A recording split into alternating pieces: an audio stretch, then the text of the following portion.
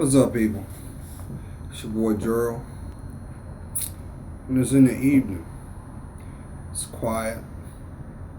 Round the belt, looking at the sky. And how amazed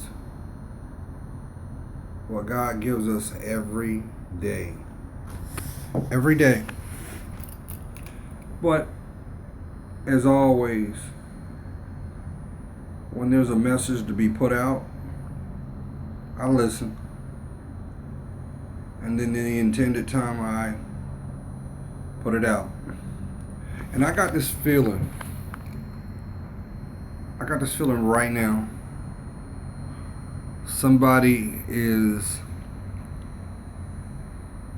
I don't want to use the word beside themselves, but you already know what you need to do. You know that you need to go within yourself and look at that emotional backpack that you know is your emotions. And you need to spread all those things that you have bear witness to this year. Spread them before you and do some serious inventory.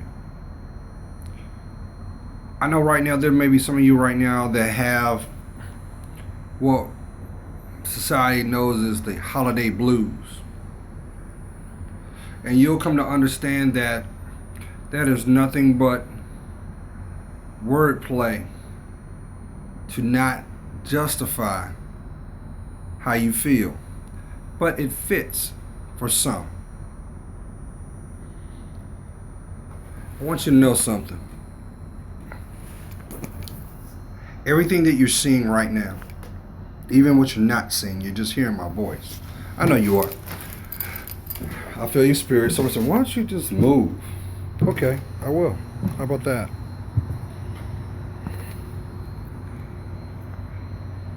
What is it going to take for it to finally sit in that everything that you're witnessing right now, especially this week, is meant for you to experience it? What is it going to take? How many close calls you got to go through before you are made a believer? How many times do you have to go through this phrase? I don't understand what's going on, but this is crazy to me. Let me explain something to you. Nothing happens by chance. And your life is a living testament of that. What's asked of you now is you to have the courage to do something that you've never done before in your life. And that is to fight for you. Nobody's going to do your work, because no one can live your destiny. But guess what? There are plenty of people that will gladly waste yours. And I say this out of love, because you're worth it. You in a rough patch right now? You don't understand what's going on? Ground your feet. What you got to lose? Time, money, effort that could be directed to things that matter.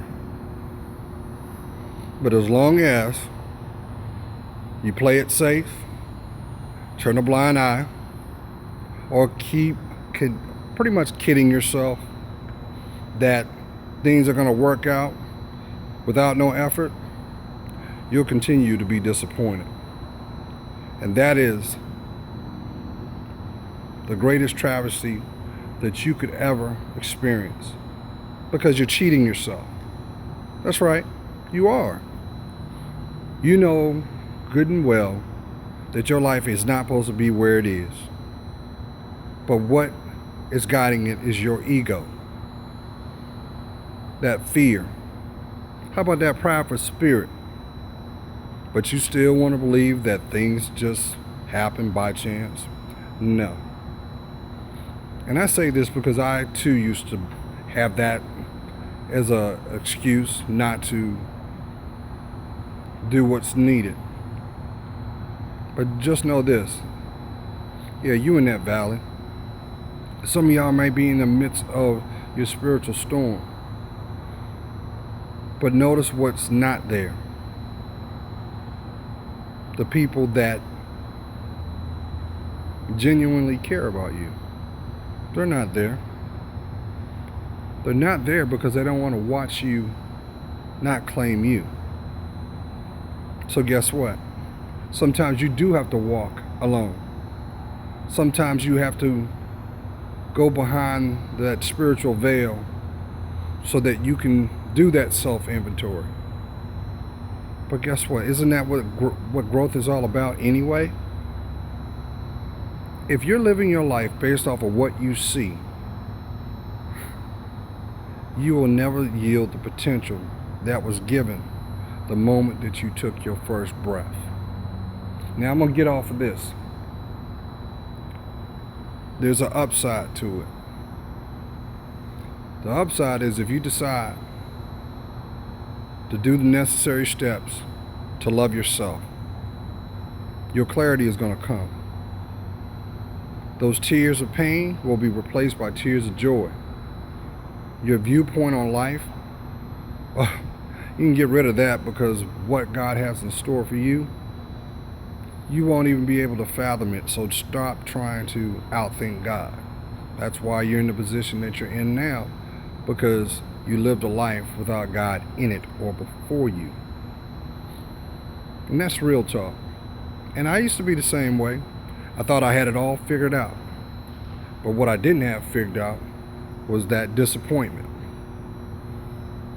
that pain, that anguish of everything falling short, no matter what I tried to do. It's like proverbially going to a beach with a bucket with a hole in it trying to fill it up. You can do it as long as you want. It'll never fill up. So let's change that metaphor, that bucket of your heart. If you're tired of getting the short end of the stick, being the butt of the joke, or not seeing your purpose or direction, you'll fight for you. You will fight if it's your last breath. But guess what? That doesn't give you a pass to use aggression. It doesn't give you the right to use any nasty means of finding, well, you know, God said it best, vengeance is his. So guess what's happening? You're being asked to be still.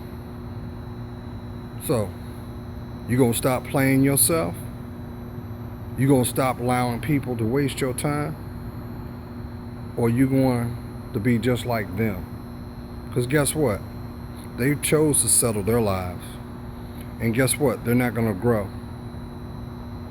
So yeah, there is a thin line between those who have and those who don't. Those who have always place God first in everything they do. And don't you think you deserve it? When you decide to, that's when your life is made new and it starts within. God's praying for you. You know I am. I see your worth. And for that, it helps me discern mine. Oh yeah. So you're feeling a little bummed out because of the holidays? You'll come to understand that that was a blessing in disguise, because the people that were vying for your attention never wanted to see you grow. They wanted to keep you distracted from yourself. That's why misery loves company. It's time to go ahead and divorce yourself from those people and fall back in love with you. Have a blessed week. Peace.